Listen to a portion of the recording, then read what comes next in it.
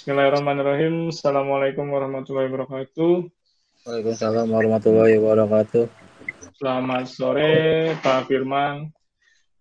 Kami dari kelompok 9 ingin menyampaikan tugas arsitektur enterprise.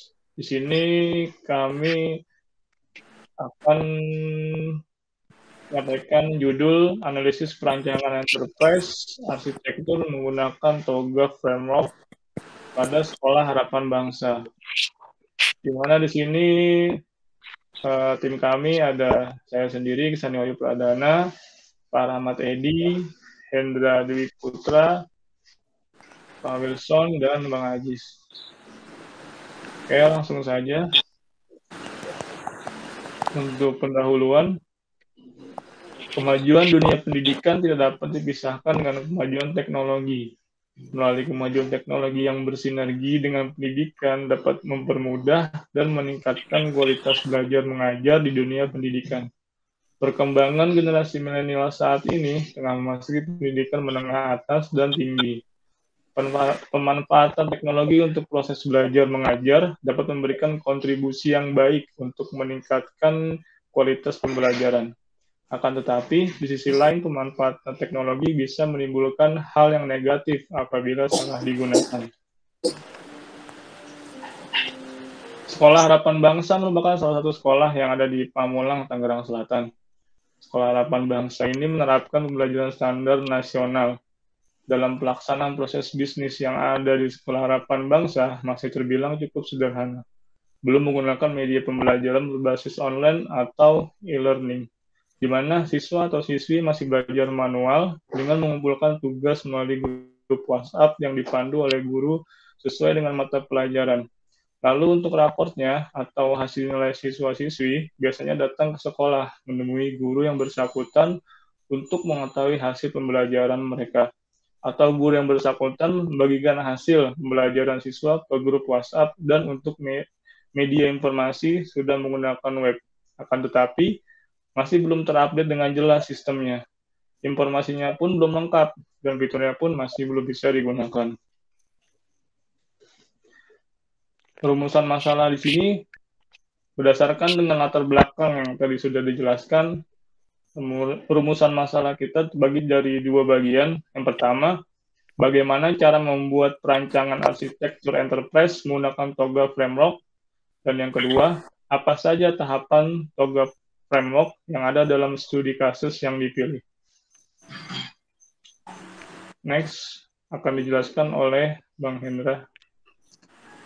Tujuan masalah dibagi dua, mengetahui struktur perancangan yang menggunakan TOGA framework. Kedua, mengetahui tahapan-tahapan TOGA framework yang ada dalam studi kasus yang dipilih.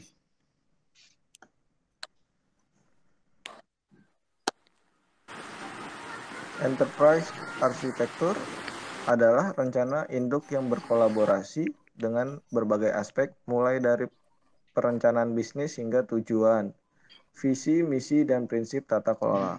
Arsitektur enterprise dapat meningkatkan keberhasilan dan efisiensi bisnis melalui informasi dan strategi manajemen sumber daya TI.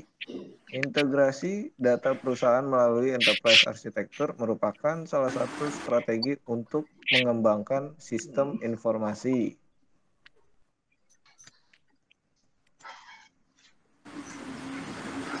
TOGA framework adalah proses transformasi sistematis yang dapat diimplementasikan dan didokumentasikan dari ide dan kebutuhan strategis ke produk atau sistem.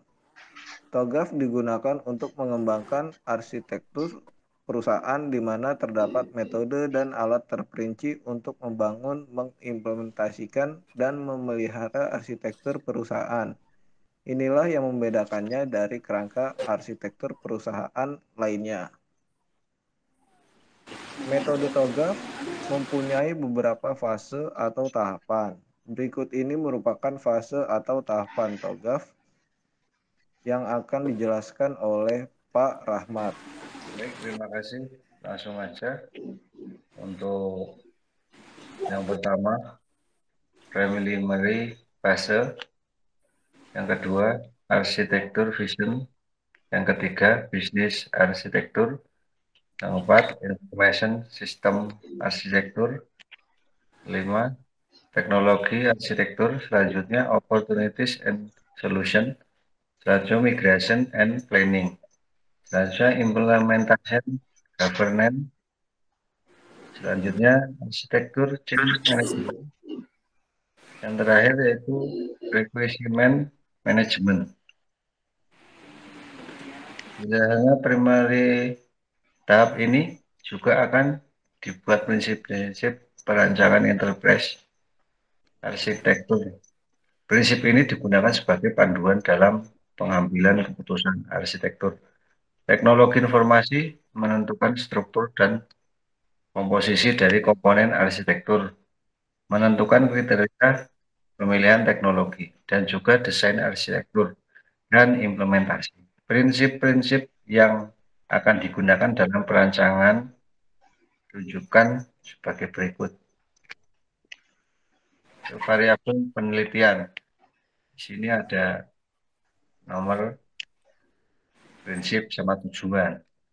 Nomor itu, terus prinsipnya yang pertama, merancang sistem pendaftaran peserta didik baru berbasis online dalam bentuk web. Tujuannya yaitu memudahkan peserta didik baru dalam melakukan pendaftaran, apalagi peserta didik yang berasal dari luar kota. Selanjutnya, memudahkan tenaga SDM dalam mengelola siswa-siswa baru. Terus yang kedua, yaitu mendesain portal web sistem informasi sekolah harapan bangsa, yang tujuannya melengkapi fitur-fitur pada web yang telah dibuat agar lebih jelas dan mudah dipahami oleh siswa-siswi dan guru. Selanjutnya, memudahkan siswa-siswi dalam mencari informasi mengenai sekolah. Kemudian, arsitektur vision, yaitu pasal ini membahas tentang visi misi arsitektur sekolah dan struktural organisasi di sekolah harapan bangsa. Berdasarkan informasi yang didapatkan, visi dan misi dari sekolah harapan bangsa adalah sebagai berikut. Visi yang pertama, wujudnya sekolah yang berkualitas berdasarkan iman dan takwa. Selanjutnya, arsitektur vision mission. Misinya meningkatkan profesional tenaga pendidikan dalam melaksanakan kegiatan belajar mengajar, didukung sarana dan prasarana sekolah yang ada. Selanjutnya, menerapkan budaya rapi, bersih, disiplin, dan taat aturan dalam lingkungan sekolah juga masyarakat. Meningkatkan kualitas kegiatan ekstrakurikuler dengan mengikuti lomba tingkat kabupaten, provinsi, dan nasional. Selanjutnya, menumbuhkan perkembangan budaya dengan melestarikan kearifan budaya lokal. Selanjutnya, meningkatkan kualitas lulusan yang mampu membangun kecerdasan emosional, intelektual, spiritual, berdasarkan iman dan takwa, serta memiliki daya saing tingkat regional maupun nasional. Selanjutnya akan dijelaskan oleh Bang Aziz, monggo.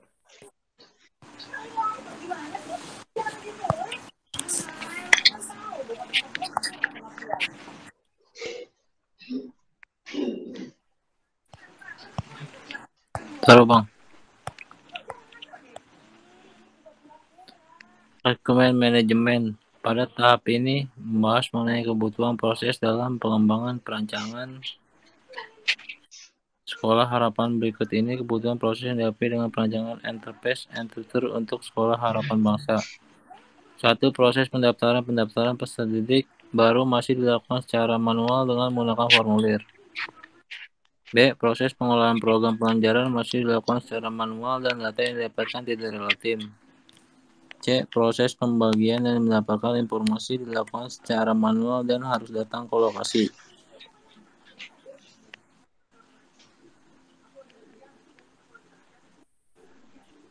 Informasi sistem arsitektur berdasarkan dari arsitektur untuk sebelumnya dapat juga aplikasi yang diusulkan untuk membantu proses bisnis sekolah harapan yang bangsa, yaitu pendaftaran peserta didik baru berbasis web, aplikasi kegiatan belajar mengajar berbasis e-learning, Center Informasi Sekolah Harapan Bangsa (Sispo).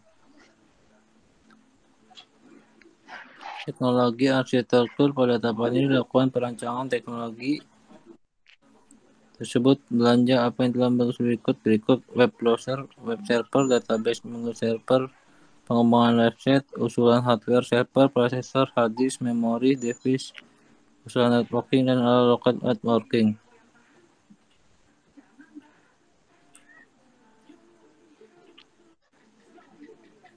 Optoris and Solution. Pada fase ini, aplikasi arsitektur yang dijatuhkan pada Sekolah Harapan Bangsa telah mendapatkan 3 komponen baru, yang itu aplikasi untuk mendapatkan peserta didik baru, aplikasi sistem informasi yang bertujuan untuk mendapatkan informasi, aplikasi kegiatan belajar mengajar untuk proses belajar mengajar.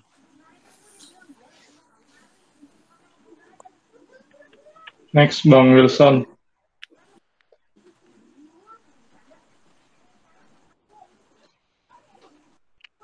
Migration and Planning. Pada jangka pendek terdapat aplikasi pendaftaran peserta didik baru.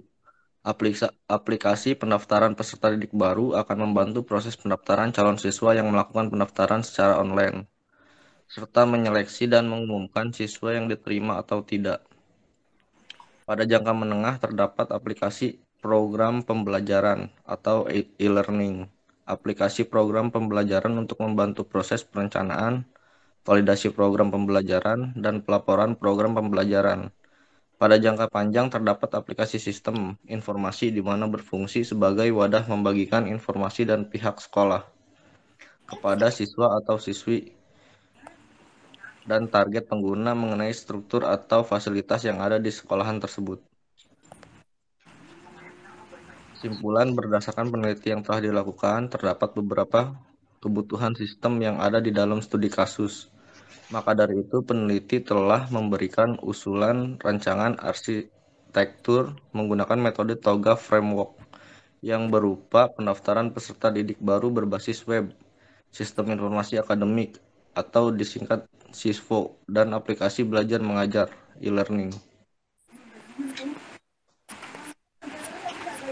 Silakan Bang Iksan ditutup. Terima kasih teman-teman atas presentasinya. Sekian dari kelompok 9 Pak Firmansyah. Kurang lebihnya kami mohon maaf. Assalamualaikum warahmatullahi wabarakatuh. Waalaikumsalam warahmatullahi wabarakatuh.